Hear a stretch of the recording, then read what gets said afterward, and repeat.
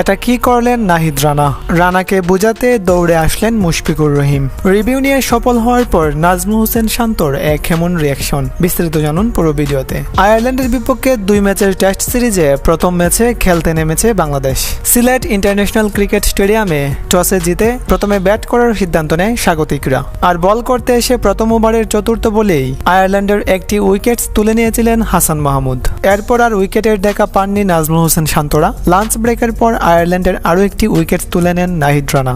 আয়ারল্যান্ডকে আগলে রাখা পাল স্টিরলিংকে আউট করেছিলেন নাহিদ রানা। পাল স্টিরলিংকে আউট করার পরের বলেই নাহিদ রানা এক হাস্যকর কাণ্ড ঘটিয়েছিলেন। এটাকে নাহিদ রানার ছেলে মানুষও বলা যায়। এ ঘটনাটি ঘটিয়েছিলেন নাহিদ রানা 26তম ওভারের চতুর্থ বলে। নাহিদ রানার অফসাইডের বলটি স্ট্রেট বরাবর খেলেছিলেন কারমাই খেম, আর তখন সেই বলটি ওয়ান বাউন্স খেয়ে সোজা নাহিদ রানার হাতে চলে যায়। আর নাহিদ রানা তখন কিছু না ভেবেই ডিরেক্ট থ্রু করে বসেন কারমাই ক্যামের উপর। তিনি রান নেওয়ার জন্য কল করেননি, বল কাট আপ করে সোজা দাঁড়িয়েছিলেন। আর এমন পরিস্থিতিতে নাহিদ রানা ডিরেক্ট থ্রু করে বসেন তার উপর। নাহিদ রানার এমন কাণ্ড দেখে কিছু সময়ের জন্য রীতিমতো থমকে গিয়েছিলেন কারমাই খেম।